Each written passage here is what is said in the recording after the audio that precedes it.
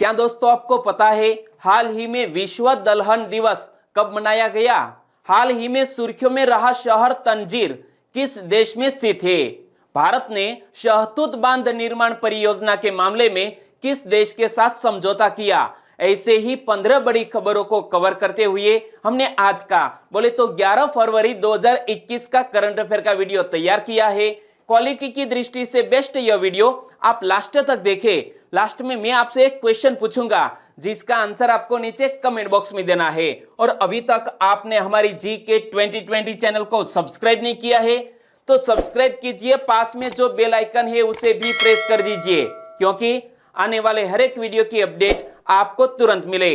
और हमारे कई सारे सब्सक्राइबर फ्रेंड है वो पूछ रहे हैं कि जनवरी माह की पीडीएफ फाइल सर हमें कहां से मिलेगी? तो हमारे नीचे डिस्क्रिप्शन में लिंक दे दी है, वहां से आप डाउनलोड कर सकते हैं, पढ़ सकते हैं। चलिए बिना वक्त गवाए हम स्टार्ट करते हैं पहले क्वेश्चन से। हाल ही में विश्व दलहन दिवस कब मनाया गया? प्रति वर्ष विश्व दलहन दिवस मनाया जाता है 10 फरवरी को, यानी कि इस क्वेश्चन का सही आंसर है 10 फरवरी, बोले तो वर्ल्ड पल्सिस डे। और इस महत्वपूर्ण दिवस से जुड़े और भी क्वेश्चन एग्जामिनेशन में पूछ लिए जा सकते हैं। वो क्वेश्चन कौन से हो सकते हैं? तो याद रखो, विश्व दलहन दिवस पहली बार कब मनाया गया था? 10 फरवरी 2019 को। विश्व दलहन दिवस मनाने का उद्देश्य क्या है? टिकाऊ खाद्य उत्पादन के हिस्से के रूप में दालों के पोषण और पर्यावरण लाभों के बारे में लोगों की जागरूकता बढ़ाना। और संयुक्त राष्ट्र ने वर्ष 2016 को किस वर्ष के रूप में मनाया?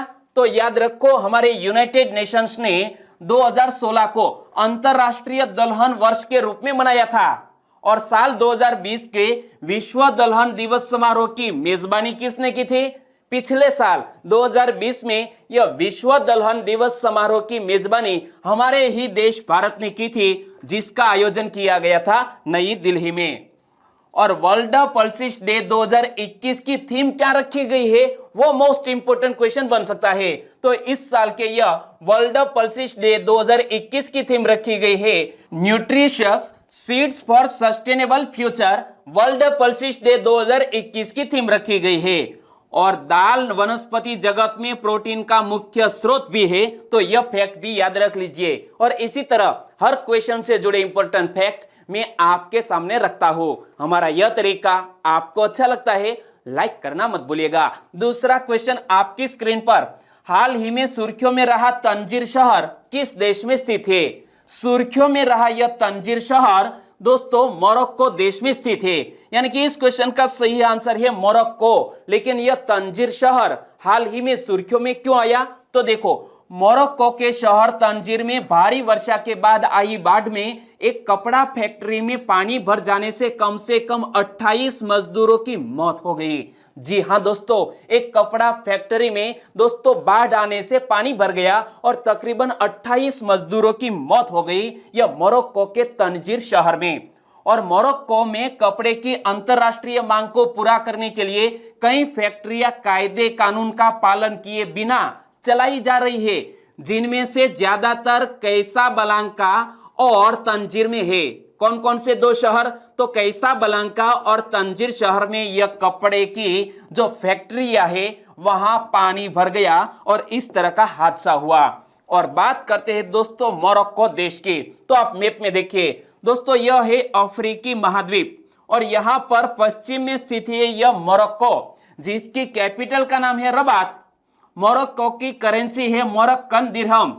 और मोरक्को सरकार को एक संवैधानिक राजाशाही माना जाता है क्योंकि मोरक्को के प्रधानमंत्री है सईद दिन ओथमनी, इमेज में आप देख सकते हैं। और मोरक्को के राजा है मोहम्मद छठे, और इसीलिए मोरक्को सरकार को एक संवैधानिक राजाशाही माना जाता है। तीसरा क्वेश्चन, भारत ने शहतूत बांध निर्माण परियोजना के मामले में किस देश के साथ समझौता किया है? भारत ने शहतूत बांध निर्माण परियोजना के मामले में हमारे पड़ोसी मुल्क बोले तो अफगानिस्तान देश के साथ एक समझौते पर हाल ही में हस्ताक्षर किए, यानी कि इस क्वेश्चन का सही आंसर है अफगानिस्तान। और हमारे भारत देश के प्रधानमंत्री और इसके साथ अफगानिस्तान के राष्ट्रपति दोनों ने वीडियो कॉन्फ्रेंसिंग के जरिए बातचीत भी की। और यहां आप देख सकते हैं हमारे देश के विदेश मंत्री एस जयशंकर और उनके समकक्ष यहां अफगानिस्तान के व्यक्ति। तो देखो, शहतूत बांध निर्माण परियोजना समझौते पर हस्ताक्षर किसने किया है? तो हमारे भारत देश की तरफ से विदेश मंत्री डॉक्टर एस जयशंकर ने और अफगानिस्तान की ओर से विदेश मंत्री हनीफ अतमर ने। इमेज में देख सकते हैं हनीफ अतमर। और इस बांध से किस शहर को सुरक्षित पेयजल मिलेगा? अफगानिस्तान के काबुल को इस बांध के पूर्ण होने से सुरक्षित पेयजल मिलेगा और काबुल के नजदीकी क्षेत्रों को सिंचाई का पानी मिलेगा और क्षेत्र में बिजली भी उपलब्ध होगी। और भारत द्वारा अफगानिस्तान में अब तक कितने बांध का निर्माण किया गया है? तो भारत के द्वारा अफगानिस्तान में अब तक 2 बांधों का निर्माण किया गया है और एक का नाम है शहतूत बांध और दूसरे का नाम है सलमा बांध। और सलमा बांध की बात करें तो सलमा बांध को भारत अफगानिस्तान मैत्री बांध भी कहा जाता है। भारत अफगानिस्तान मैत्री बांध भी कहा जाता है सलमा बांध को। तो प्रधानमंत्री नरेंद्र मोदी और अफगानिस्तान के राष्ट्रपति अशरफ गनी ने मैत्री बांध का उद्घाटन कब किया था? इस मैत्री बांध का उद्घाटन जून 2016 में किया था हमारे भारत देश के प्रधानमंत्री और अफगानिस्तान के राष्ट्रपति अशरफ गनी के द्वारा। चौथा क्वेश्चन, हाल ही में असम के किस राष्ट्रीय उद्यान में ताजा पक्षी गणना पूर्ण हुई है? हाल ही में असम का एक जाना माना नेशनल पार्क है जहां पर यह पक्षी गणना संपन्न हुई और इस राष्ट्रीय उद्यान का नाम है काजीरंगा राष्ट्रीय उद्यान। यानी कि इस क्वेश्चन का सही आंसर है option A, Kaziranga national park. Assam में काजीरंगा राष्ट्रीय उद्यान में ताजा गणना में कुल 93,491 पक्षी पाए गए और गणना के दौरान पक्षियों की 112 प्रजाति और 22 परिवार भी मिले। और हाल की गणना में इस उद्यान में पक्षियों की संख्या में 59,000 से अधिक की वृद्धि हुई और पिछले वर्ष यह आंकड़ा 34,284 था। यानी कि तकरीबन 59,000 पक्षियों की आबादी बढ़ी है यह काजीरंगा नेशनल पार्क में। और उद्यान प्रशासन ने 2 दिवसीय गणना कार्यक्रम का आयोजन किया जिसमें 35 दलों को लगाया गया था। और जब बात करते हैं दोस्तों काजीरंगा नेशनल पार्क की, तो इनसे जुड़े कुछ क्वेश्चन की भी चर्चा कर ले। तो देखो, काजीरंगा राष्ट्रीय उद्यान कहां स्थित है? असम में। काजीरंगा कहां स्थित है? तो याद रखो असम के गोलाघाट नौगांव में।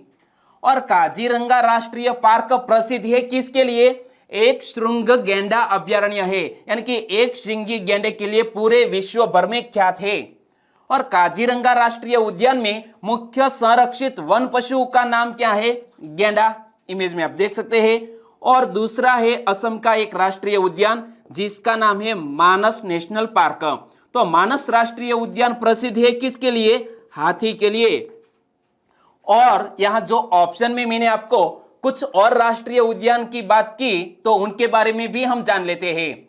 औरांग राष्ट्रीय उद्यान तो भारत के असम राज्य के उदलगुडी और शोणितपुर जिलों में स्थित एक राष्ट्रीय उद्यान है। और औरंग राष्ट्रीय उद्यान ब्रह्मपुत्र नदी के उत्तर में पड़ता है। और दूसरा एक ऑप्शन था नामेरी राष्ट्रीय उद्यान। तो भारत के असम राज्य के शोणितपुर जिले में स्थित एक राष्ट्रीय उद्यान है यह नामेरी राष्ट्रीय उद्यान। और नामेरी वन्य जीव अभ्यारण्य को राष्ट्रीय उद्यान कब घोषित किया गया था? दोस्तों 1998 में यह नामेरी वन्य जीव अभ्यारण्य को नेशनल पार्क घोषित किया गया था। कब? 1998 में। पांचवा क्वेश्चन, राजीव कपूर की पहली फिल्म का नाम क्या है? एक जाने माने बॉलीवुड अभिनेता राजीव कपूर का हाल ही में हृदयाघात की वजह से निधन हो गया और उनकी पहली फिल्म का नाम है एक जान है हम। यानी कि इस क्वेश्चन का सही आंसर है एक जान है हम। और फिल्म अभिनेता निर्देशक राजीव कपूर का मुंबई में निधन हो गया है। वे 58 वर्ष के थे। और राजीव कपूर स्वर्गीय फिल्म अभिनेता और निर्माता निर्देशक राज कपूर के पुत्र थे। और निधन का कारण क्या था? हृदयाघात की वजह से राजीव कपूर का निधन हो गया। और राजीव कपूर ने 1983 में एक जान है हम फिल्म से अपने करियर की शुरुआत की थी और बाद में उन्होंने कई फिल्मों में मुख्य किरदार की भूमिका निभाई। इसमें एक जानी मानी सुपर डुपर हिट फिल्म जिसका नाम है राम तेरी गंगा मैली। इमेज में आप देख सकते हैं राम तेरी गंगा मैली उनकी सुपर हिट फिल्म रही और उन्होंने आसमान, लवर बॉय, हम तो चले परदेश और जबरदस्त जैसी फिल्मों में काम किया था। छठा क्वेश्चन, हाल ही में वसीम जाफर ने किस राज्य के हेड कोच पद से इस्तीफा दे दिया है? वसीम जाफर एक राज्य की क्रिकेट टीम के मुख्य कोच थे और उस राज्य का नाम है उत्तराखंड। उत्तराखंड के क्रिकेट कोच से इस्तीफा दे दिया है वसीम जाफर ने। इमेज में आप देख सकते हैं तो भारत के पूर्व सलामी बल्लेबाज वसीम जाफर ने उत्तराखंड के हेड कोच पद से इस्तीफा दे दिया है और जाफर ने आरोप लगाया है कि टीम सिलेक्शन को लेकर लगातार हस्तक्षेप किया जा रहा था, जिसके चलते उन्होंने यह फैसला लिया है। और जाफर पिछले साल मार्च में उत्तराखंड टीम के हेड कोच बने थे, लेकिन अब इस्तीफा दे दिया है और स्वीकार भी कर लिया गया है। और जब बात करते हैं उत्तराखंड की, तो उत्तराखंड की बेसिक इंफॉर्मेशन तो आपको पता ही होंगी, लेकिन आज कुछ नया सीख ले। उत्तराखंड भारत का 27वां राज्य बना। उत्तराखंड की 2 कैपिटल है, एक है देहरादून जो शीतकालीन कैपिटल, दूसरी है गैरसैंण। गैरसैंण उत्तराखंड की ग्रीष्मकालीन कैपिटल का नाम है। और उत्तराखंड का उच्च न्यायालय नैनीताल में स्थित है। उत्तराखंड की सबसे ऊंची चोटी का नाम है नंदा देवी, जिसकी हाइट है 7,816 मीटर। इमेज में आपने देखा। और भारत का सबसे पुराना राष्ट्रीय उद्यान जिसका नाम है जिम कॉर्बेट नेशनल पार्क, वो दोस्तों उत्तराखंड के नैनीताल जिले में स्थित है। और वनों के संरक्षण के लिए प्रसिद्ध चिपको आंदोलन की शुरुआत कब और कहां हुई थी, तो इससे भी ताल्लुक रखता है यह उत्तराखंड। तो 1990 के दशक में उत्तराखंड राज्य से यह चिपको आंदोलन की शुरुआत हुई थी। लेकिन चिपको आंदोलन के प्रतिपादक कौन? इमेज में आप देख सकते हैं चिपको आंदोलन के प्रतिपादक कौन थे जो उत्तराखंड राज्य के थे, तो नाम है प्रसिद्ध पर्यावरणविद सुंदरलाल बहुगुणा ने यह चिपको आंदोलन शुरू किया था। और उत्तराखंड भारत का एकमात्र ऐसा राज्य है जिसकी संस्कृत राजभाषा है। 7वां क्वेश्चन, किसान उत्पादक संगठनों के संदर्भ में कौन सा कथन सही है? किसान उत्पादक संगठनों के मामले में यहां 2 सेंटेंस दिए गए हैं, दोनों सेंटेंस को ध्यान से पढ़ना होगा।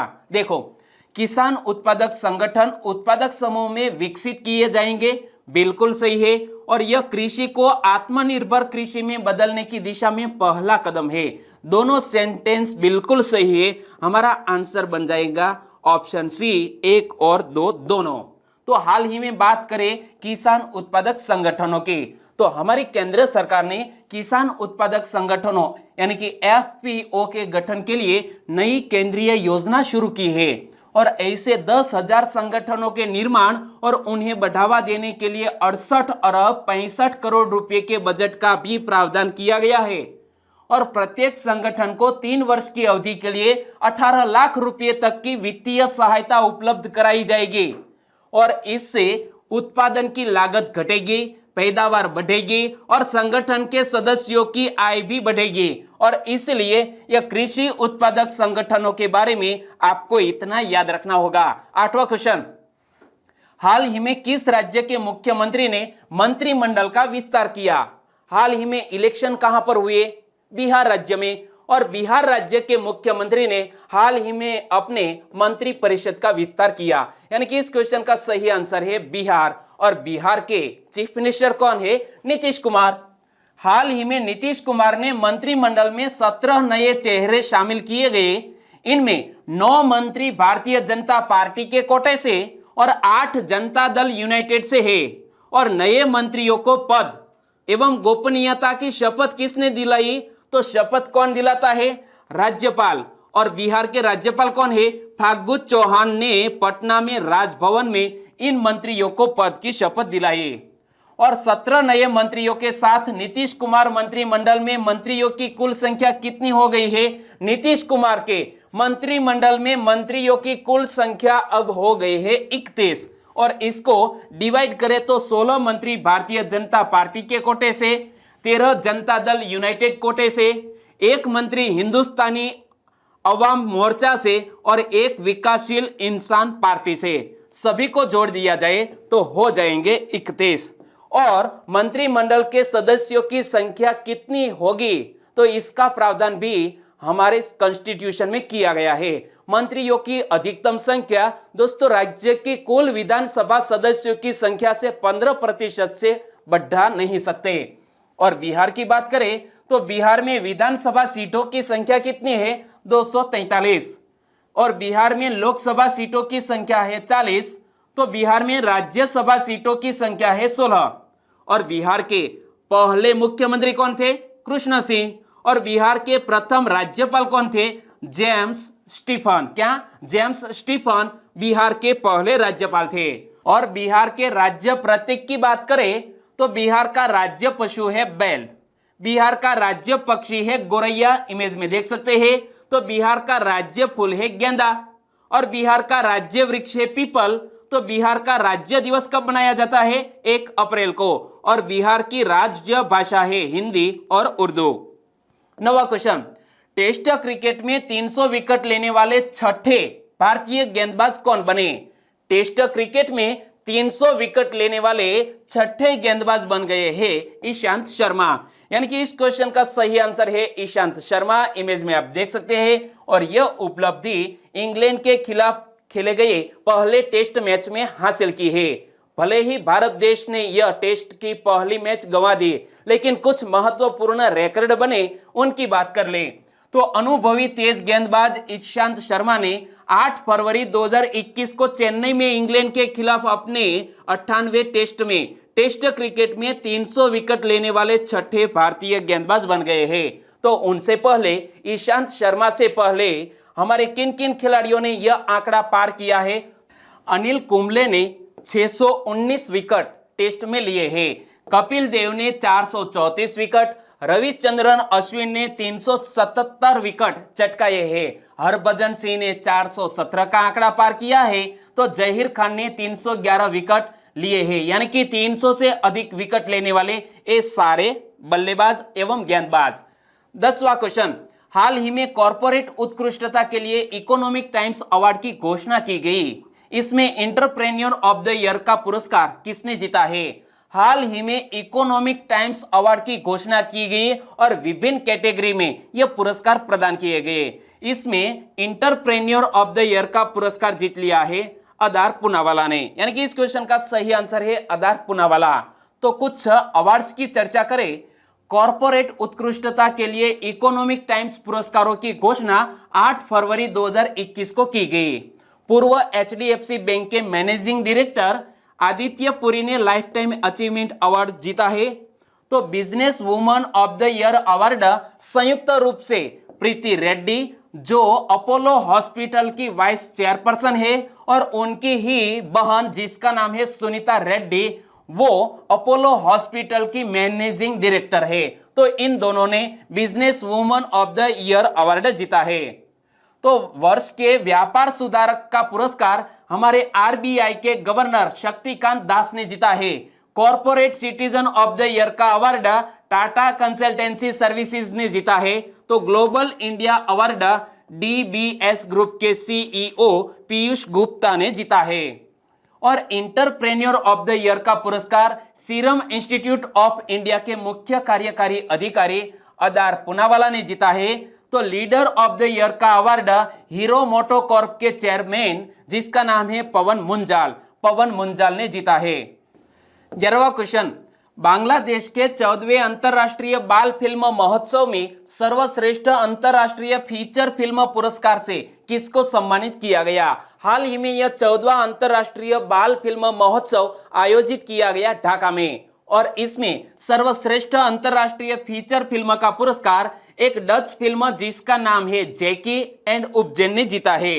तो देखो, बांग्लादेश का 14वां अंतरराष्ट्रीय बाल फिल्म महोत्सव ढाका में समाप्त हो गया है और समापन समारोह में विजेताओं को कुल 12 पुरस्कार प्रदान किए गए। और बांग्लादेश का 14वां अंतरराष्ट्रीय बाल फिल्म महोत्सव किसके द्वारा आयोजित किया गया। बांग्लादेश के चिल्ड्रंस फिल्म सोसाइटी के द्वारा। और 7 दिवसीय समारोह के दौरान 37 देशों की 179 फिल्मों को विभिन्न स्थानों पर दिखाया गया था। और डच फिल्म जो इस फिल्म का पोस्टर भी आप देख सकते हैं। नाम है जैकी और उपजैन। जैकी एंड उपजैन को सर्वश्रेष्ठ अंतरराष्ट्रीय फीचर फिल्म पुरस्कार से सम्मानित किया गया। तो बांग्लादेशी फिल्म माटी उनको द यंग टैलेंट अवार्ड मिला है। और बात करते हैं बांग्लादेश की, तो आप मैप में देखिए दोस्तों, भारत के पूर्व में स्थित है यह बांग्लादेश। बांग्लादेश की कैपिटल का नाम है ढाका और बांग्लादेश की करेंसी का नाम है टका। बांग्लादेश के वर्तमान राष्ट्रपति कौन है? अब्दुल हामिद। बांग्लादेश की वर्तमान प्रधानमंत्री है शेख मुजीबुर रहमान की बेटी शेख हसीना, बांग्लादेश की वर्तमान प्रधानमंत्री। और विश्व के सबसे जनबहुल देशों में बांग्लादेश का स्थान 8वां है, किंतु क्षेत्रफल की दृष्टि से बांग्लादेश विश्व में 93वें स्थान पर है, यानी कि यहाँ घनी आबादी है। 12वां क्वेश्चन, शिशु मृत्यु दर को कम करने के लिए सांस अभियान किसने शुरू किया है? हाल ही में शिशु मृत्यु दर को कम करने के लिए सांस नामक अभियान शुरू किया है मध्य प्रदेश ने, यानी कि इस क्वेश्चन का सही आंसर है मध्य प्रदेश। लेकिन यह सांस का पूर्ण स्वरूप क्या होता है? Social awareness and action to neutralised pneumonia successfully, सांस का पूरा नाम। और यह अभियान मध्य प्रदेश में स्वास्थ्य विभाग ने शुरू किया है। और सांस अभियान का मुख्य उद्देश्य क्या है? शिशुओं में न्यूमोनिया के कारण मृत्यु दर को कम करना, यानी कि न्यूमोनिया के कारण जो मृत्यु दर है उसको कम करने के लिए यह सांस नामक अभियान शुरू किया गया है मध्य प्रदेश में। तो मध्य प्रदेश की बेसिक इंफॉर्मेशन आपको पता है? अच्छा, पता है तो बताइए। मध्य प्रदेश के मुख्यमंत्री कौन है? शिवराज सिंह चौहान। मध्य प्रदेश की वर्तमान राज्यपाल कौन है? आनंदीबेन पटेल। और मध्य प्रदेश की कैपिटल का नाम है भोपाल, जिसे जिलों की नगरी भी कहा जाता है। तो यह बात तो हमको पता है, लेकिन आज कुछ नए क्वेश्चन की चर्चा कर ले। मध्य प्रदेश में हर 12 साल में कुंभ मेला कहां लगता है? उज्जैन में शिप्रा नदी के किनारे पर, इमेज में आप देख सकते हैं। और 12 शिव ज्योतिर्लिंग में से 2 ज्योतिर्लिंग उज्जैन में है। एक का नाम है ओमकारेश्वर और दूसरे का नाम है महाकालेश्वर। और खजुराहो का जो मंदिर है वो अपने उत्कृष्ट कारीगरी के लिए विश्व विख्यात है, इमेज में आप देख सकते हैं। और मध्य प्रदेश के पन्ना में प्रसिद्ध हीरे की खान भी है। 13वां क्वेश्चन, भारत की पहली भूतापीय बिजली परियोजना कहां शुरू की जाएगी? भारत देश की पहली भूतापीय बिजली परियोजना शुरू की जाएगी लद्दाख में, यानी कि इस क्वेश्चन का सही आंसर है लद्दाख। पूर्वी लद्दाख के पूगा गांव में भारत की पहली भूतापीय बिजली परियोजना शुरू की जाएगी। और वैज्ञानिकों ने पूगा की पहचान देश में भूतापीय ऊर्जा के हॉटस्पॉट के रूप में की है। और इस परियोजना के पहले चरण में तेल एवं प्राकृतिक गैस निगम लिमिटेड, यानी कि ONGC द्वारा 1 मेगावाट की क्षमता वाले बिजली संयंत्र चलाने के लिए 500 मीटर तक की खुदाई की जाएगी।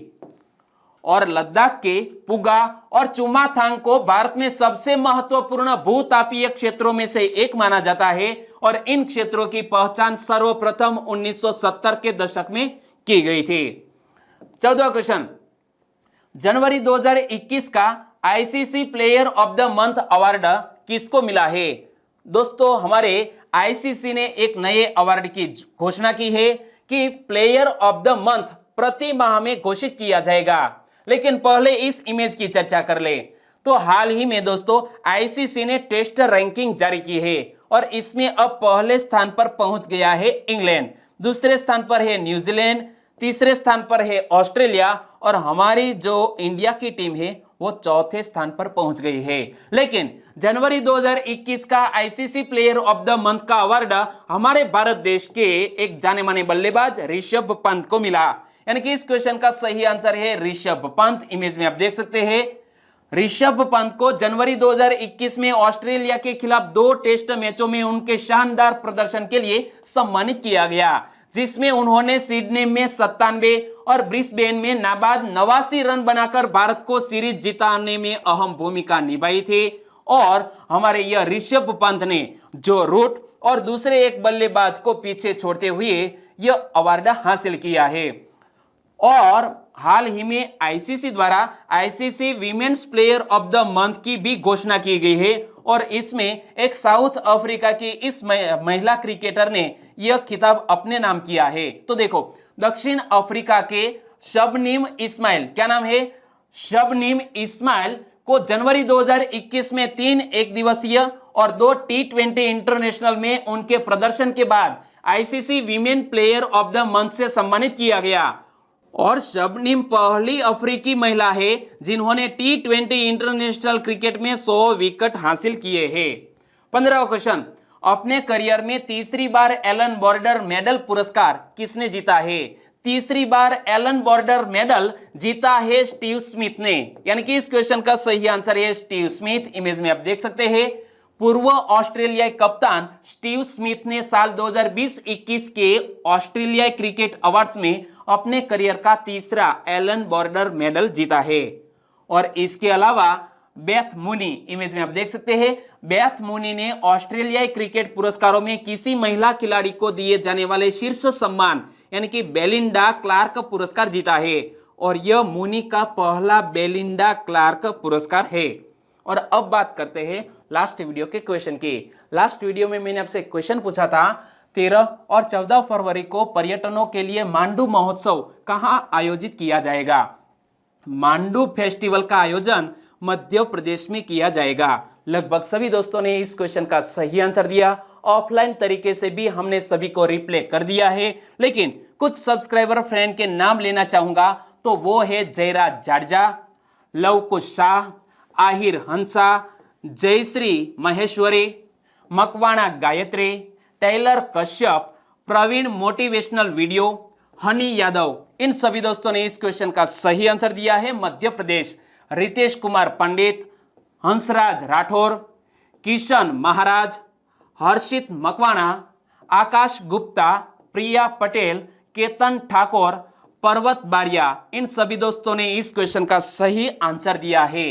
दिव्या पटेल, अंकिता ए चौधरी, चुडासमा हर्षा, जेपी वखाला, गुडिया लखारा, भाविका भावने, पी के गेलेचा और मृगेश पटेल, सभी का आंसर बिल्कुल सही। आपको बहुत बहुत धन्यवाद। और आज के वीडियो का क्वेश्चन ए रहा स्क्रीन पर। प्रत्येक वर्ष के पहले सत्र की शुरुआत में दोनों सदनों के संयुक्त अधिवेशन के समक्ष धन्यवाद प्रस्ताव कौन पेश करता है? 4 ऑप्शन आपकी स्क्रीन पर, सही ऑप्शन चुनिए और आंसर दीजिए नीचे कमेंट बॉक्स में।